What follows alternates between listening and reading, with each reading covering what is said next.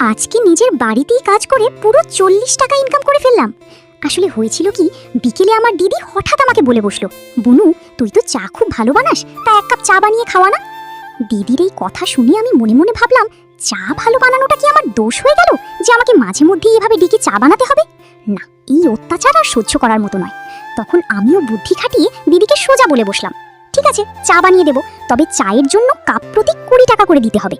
দিদিও তখন রাজি হয়ে গেল, কারণ ওর তখন চা বানানোর বিন্দু মাত্র ইচ্ছে ছিল না। দিদি রাজি হতেই আমার মনের ভেতর যেন আনন্দের বসন্ত এসে গেল। আমি পুরো খুশি মনে নাচতে নাচতে রান্নাঘরে চলে গেলাম চা বানাতে।